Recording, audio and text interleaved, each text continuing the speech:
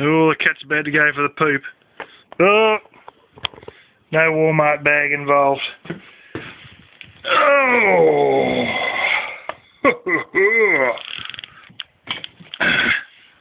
Another freebie from work. That's grey silicon. Now, a lot of yous with half a clue will know that you get all different colours you want. Except blue and, well, you can get a sort of an earthy red, believe it or not. Brownish red. Looks more like something Aboriginals do painting with. Sort of that earthy sort of red. You get a number of different colours anyway. So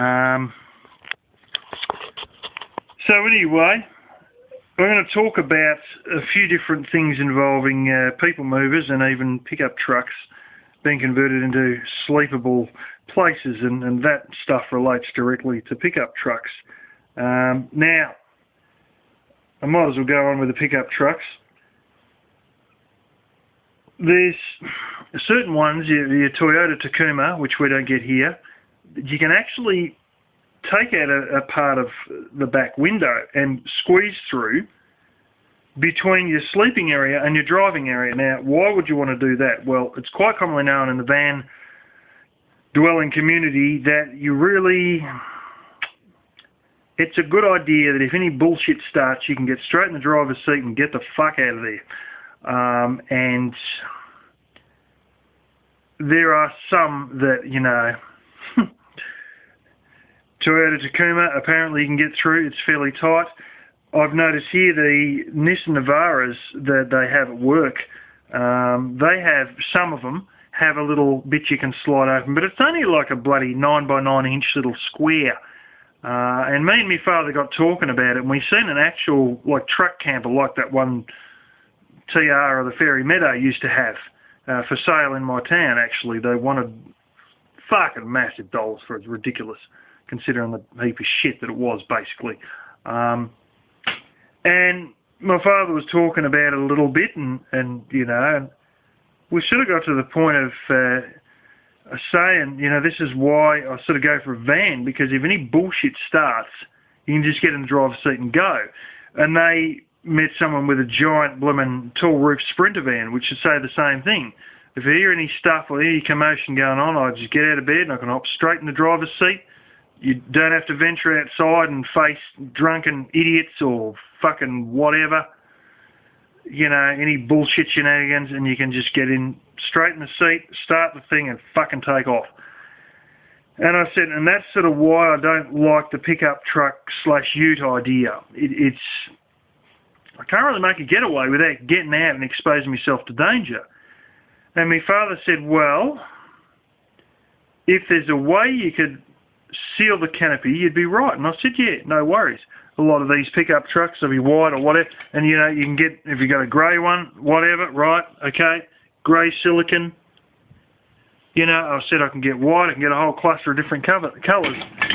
And I said, now there's a canopy you had that used to actually sit, this is years back when we were here, in the 90s, you got a ute / pickup truck. It was a HG Holden, which are now highly sought after.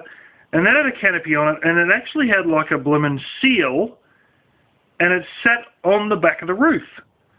And it was basically watertight. And I said, well, you know what, you could get a normal canopy and you could get some silicone, but make sure it's the same colour as the vehicle and the canopy, and you could put a bead of it from one side to the other, and, you know, squeeze the bead in, you put your masking tape there so you don't get it out on the paint, and then you pull your masking tape up, and any excess that you wiped off, you know, thin layer will be on the masking tape, which you throw away.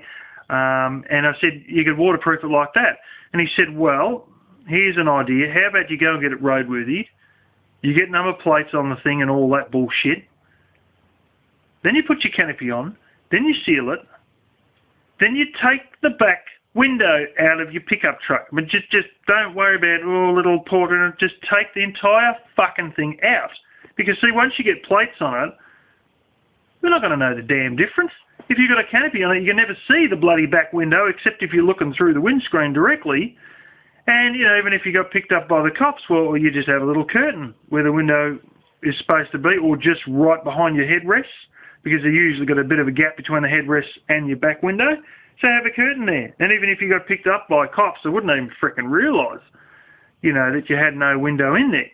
You know, and this is the thing. Some of these ones, they're particularly the non-four-wheel drive ones that are based on, like, the family cars, which are utes, not pickup trucks as such.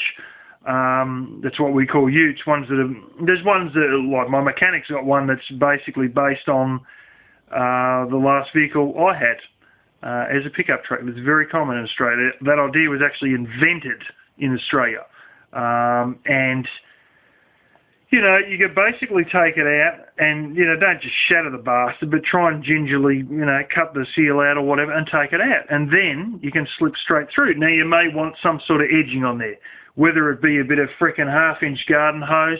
Like, there's a way that, I mean, it looks like shit, but you can also do it with vinyl pipe, which is clear pipe. But you get this sort of shit, and you slit it one side, and then you push it over the top of your steel. You know, you'll get it and you'll sort of wedge it over the top of your steel, and then it's not going to hurt your ass if you slide over. So yeah, that is an idea. Unfortunately, we've actually been measuring a few of these utes / pickup trucks, and oh yeah, you're just that few inches too short really to fit in there. But if you get one of the big canopies, and there are a few out there that actually overlap over the top of the roof, it's going to be big enough for me to sleep in. It's a thought. It's a thought. Never going to be tall enough to stand up in at all. But yeah, it's a thought. I would much prefer a van, but now I'm thinking really along the lines of a people mover type van. Now, I got the other day a Kia Sedona. I probably said this already, or you know, it's in another video. Known as the Kia Carnival, sometimes known as the Grand Carnival here in Australia. And I measured that thing, and it had 100 inches of room, and that's fucking way taller than me. I mean, it's literally like, well, it's half a metre more. It's like, what's that? 1 2/3 of a foot extra that I need for a bed. Not taller than me, but I just go on 2 metres for a bed because I'm 1.88 metres. So yeah, and I just thought, well shit, there you go. There's a real potential for this thing, but there wasn't, because the air ducts are in the roof, and you got a very wobbly headliner because it's full of fucking air conditioning pipes. But I've had a look at some different people movers, and I think they are very convertible. Very, very convertible. In fact, I missed out on one that, it's a Honda Odyssey. It was like a 96 model, 97 model's the same. Once you get 99 to 2001, they got shit transmissions. Don't touch those fucking things. And a lot of people have had transmission issues. But when they're back in the 90s, I don't think those ones have got transmission issues. I wouldn't really know to be sure, but I know from 99 to 2001, they're apparently the real arseholes for transmission. They just made the transmission too weak. They keep blowing transmissions. So anyway, I will bring up some little photos here of the inside of this thing. Now, as I probably possibly mentioned in the other video, wouldn't it be great, like you look at these vans and you got air conditioning for the front, and that's it. But for the people movers, you've got air conditioning for the whole bloody thing, and they've got a dramatically bigger sized air conditioning system to cool a stack of people. Because cargo vans, they don't have air conditioning to cool the damn cargo. They only got air conditioning to cool the driver and the passenger, and that's it. People movers have air conditioning for all 7, 8 people in it, and a lot of these are 8 people. A lot of them are 8 people movers. Anyways, so on this thing that I went and looked at, great machine. You know, I didn't look at it, but I rang up about it and I've seen it. Great machine. Holy smoke! Unbelievable machine. Hadn't probably done any more than 140, 150,000 miles. No, I'd probably only done about 130,000, 220,000 Ks. Anyway, you can convert that. this thing was 96 miles ago. Oh, fuck, that's old. 220,000 Ks.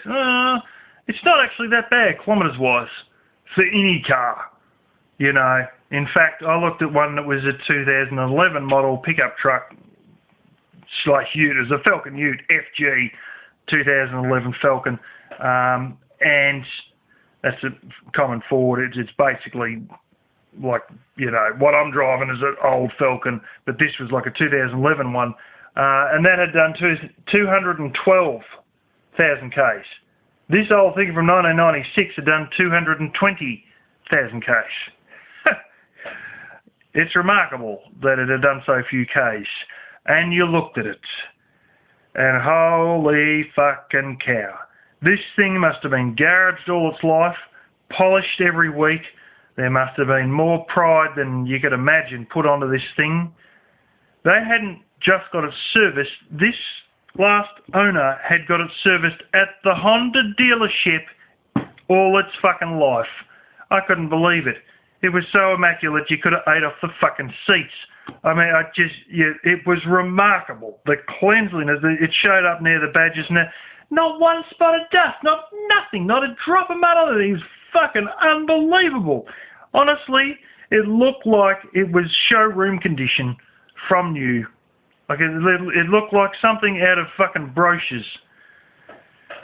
$4,000, and I rang up and someone had got it the day before. Son of a bitch! Anyway, I still don't know if it's big enough inside, but I'll show you the way the air conditioning system is on these. Now, I fully believe that you could block the back part off and have it plywood and have it insulated, so therefore you wouldn't have condensation soaking into the headliner or any condensation issues because you would have insulated it. Now, remarkable. Have a look at this. This is another one, but it's the same vehicle. That's your rear air conditioning system. This thing here, that's your sun visor. Bloody fly. That's your sun visor for your front passenger. That's your interior light. This here, you can just see the top of that little lump there. That little lump there is your front seat belt thingy-majigger. And that's your column. So right off your front passenger and your driver columns comes the entire back air conditioning unit. Intriguing. Yes. You know what I'm thinking? Bit of plywood that mounts around the back of that. That's tall enough not to drop below this, but to go right to the headliner. And you've got your front sealed off and taken care of, with your air conditioning to cool your back, with a total of 4 vents to cool 6 people right in your back section, and that's where you put your plywood. Now, I don't think I have other photos, but I shall look.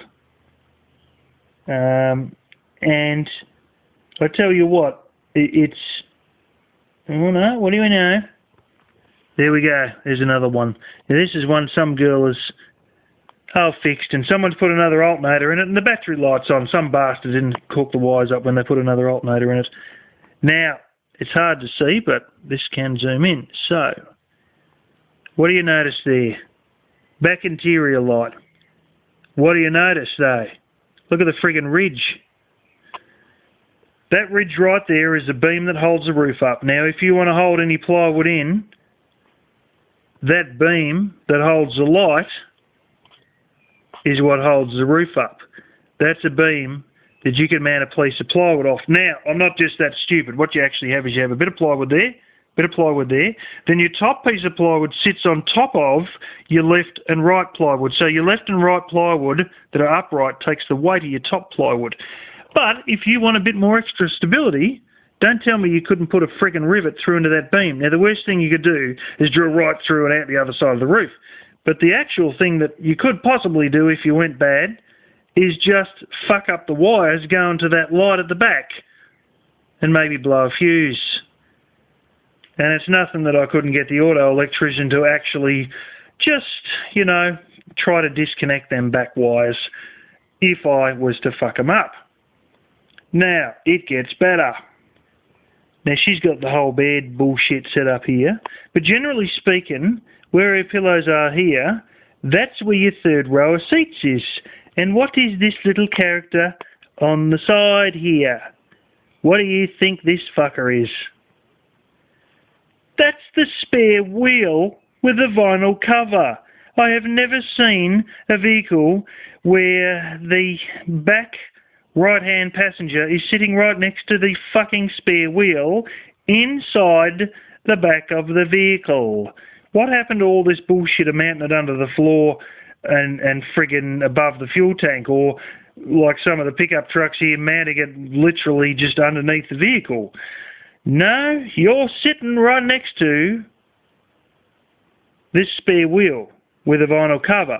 But that doesn't mean I can't get a tow bar mounted spare wheel jig like a lot of 4x4s have here, where you have the tow bar and you've got, well, your few little bolts sticking out, and you set your spare wheel on it and put your nuts on and then put your vinyl cover over.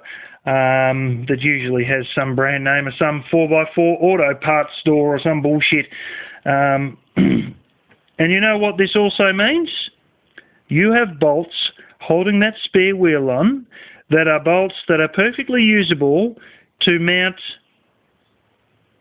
your cabinets and your sink and all the other bullshit, so that you turn the corner and it doesn't go plonk and fall down. It's not going to go plonk and fall down if you've used the spare wheel bolts to hold the cabinet and your sink and possibly your small water tank and all that bullshit to the side, because the frame of all your cabinets is held on to those bolts that are holding on that spare wheel, and that spare wheel gets mounted on a tow bar fucking mount on the back. Hey, see, there's smart ways that you can convert a people mover. So I'm not all just fucking looks, well, especially not with me bald hair, but anyway, that's a ripper. I might as well show you this little ripper here. This is someone else done. All your little slats move in and out, and you can grab this side and you can push it across and it moves in between these slats. That would be YouTube, who is into VW caddy vans. Anyway, there's another one that I'm looking at that I've seen come up fairly cheap. It's done quite literally done. Oh, I don't think there's getting any photos of it. Nope. It's done basically exactly 100,000 miles, and maybe a few hundred over that 100,000 miles. And it's a Hyundai Trajet 2001. Now, I'm not going to sit there and tell you that it's necessarily going to be a super duper quality vehicle, because a lot of people haven't had troubles with them, but that was sort of the days when Hyundai was starting to get better, but they weren't really great. A lot of your 90s Hyundais are pure shit, to be honest, but it's still a little bit tacky. So I might just pause this for a second and I'll come back and I'll show you something with that. Alrighty. The long and short of it is the ducting system in this is different as well. It's not up past the headliner. It's sort of in sort of different. They've got plastic from the ground to the windows. I don't know how the fuck they do this, but it's basically, I don't know if it's running under the floor or they've got grooves in the floor pan and the carpet goes over the top of it. But the long story short is that your plastic panel from your floor to your window is where all your blasted, what's his name is, where your air conditioning is, particularly with the back. Now, never mind that. Go back to the one I was looking at. Here we go. Here's the beauty. It's actually 2002, whatever the fuck. So anyway, they're a sort of a fairly plasticky, tacky looking thing. For the love of God, some people are going to put mag wheels on the fucking things, and they look really bad. It undeniably does have the plasticky look to it. I mean, you just can't. There's no getting past it. Now, in this one, that's the one there. I've seen this before. It was $5,000, and they dropped it to 3,988. So basically $4,000. And I believe this has got number plates and all on the damn thing. It's just ready to drive away. Yeah, someone's got like a little Santa Claus thing stuck on the bloody fuel cap. There's the side of it there. That's your second row of seats. I believe all these you can take out. A strange car. They've got like, it's like airplane. You've got like blooming food tray things that drop down from the back of all the seats except the very back row. Beauty. Here's the back row.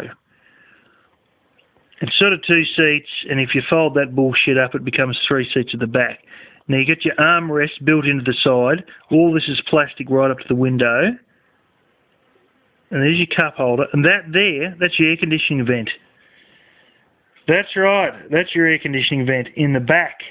So once again, you get the benefit of sort of leaving that panel clear. And she's a fairly tacky ass looking thing. All electric windows.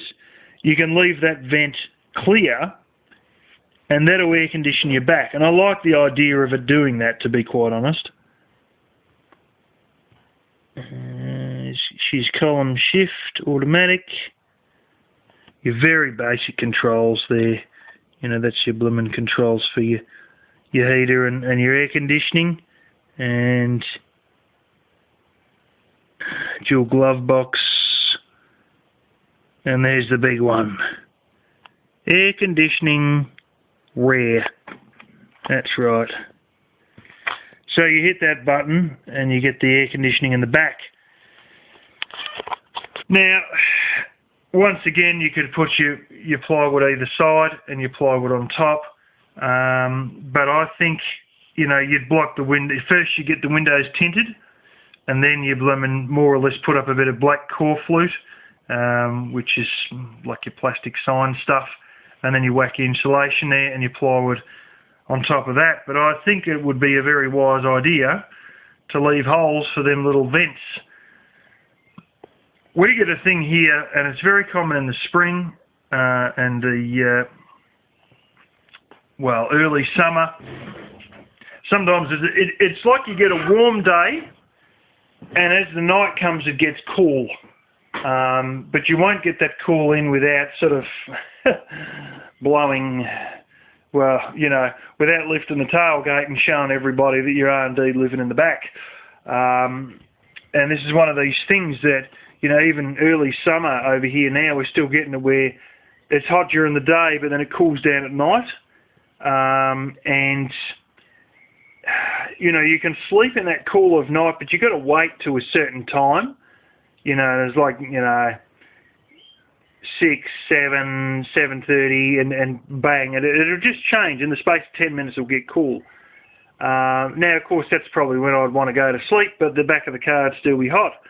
All you got to do is turn the key and hit that rear AC button and drop the temperature of the back of the car to be cool as it is outside. It's not going to heat up again because it's been cooled. The car's cool outside, and it's going to stay cool. But if it's all enclosed, it's not going to stay cool unless you suck that hot air out and suck the cold inside air in. Or you just be a link and you turn the key on and press AC rear and fucking cool the back. Job done. So anyway, I might go and have a look at one of these and just get the tape measure onto it and see how we're going to go. Toyota Town Ace SVB 1997 that I looked at today, that had just enough room. It was 2.1 metres with the front, or 2.15 with the seat slid forward, but by the time you put in a bit of insulation, you'd be back to just flat 2 metres. So it would have been big enough for me to sleep in, but I sort of want to get the tape measure onto anything before I'm buying anything.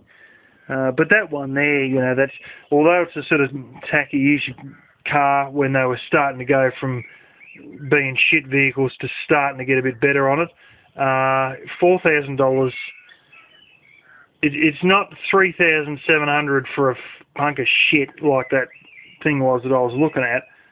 This is $4,000 for a clean vehicle with plates on it, with literally half the fucking mileage of that Toyota, and, you know, there's quite a chance there it's got a, you know, good lifespan ahead of it. It's a people mover, but it's not a Honda Odyssey people mover like a 2005 where it's short. This is actually like a van height type thing. Not a full cargo van, but it is indeed a van, not a short-ass Toyota Honda Odyssey. So, yeah. I would like it at least 45 inches of height. That'd be nice. I could probably do with 40. So as long as it's a metre from the seat to the roof, I'll be pretty happy. Because, you know, then I know I can sit down in there. You know, even if it's not on the actual vehicle seats, but, you know, that's all right. I got in the back of the Toyota today, and that was like 50 inches height in that thing. Still not terribly tall. I'm trying to measure my father's there going, just get in the back. But anyway, so I'll see how it all goes. But, you know, there's these things, you come across some of these that are really well kept, and they've actually given a rat's ass. And I'm seeing these things $5,000 and shit like this with no fucking roadworthy, no plates, none of that bullshit. You know, no on-road costs, which is like a 20% stamp duty that you got to pay, like a 20% the value of the vehicle stamp duty. And with this thing, 3,988, you know, $4,000, it's all fucking rolled in. They've rolled it in. It says that, you know, it's all standard. The whole lot's fucking just taken care of. And you literally go in there and you drive out with the original number plates on now in your name. That's it. All you got to do is sign like twice and write your address in. I've done it before. That's what happened with my last car. And they actually get you to sign this. It's an actual roadworthy certificate type thing. So yeah, that's what you're actually signing, and that's the number plate transfer is wound into it. It's quite a big piece of paper actually, and you get a copy of it to take yourself. Actually, I think I got 2 copies of it. I think there's a total of 4. 1 for the dealer, 1 for the DMV, and 2 for you or some bullshit. Anyway, it's just a few of my ideas. I'm really gung-ho on this idea of getting the people mover and convert it over. And I think a lot of these pickup trucks, there's just not quite enough length in the bed for me to have a bed. So anyway, that's me little waffle there.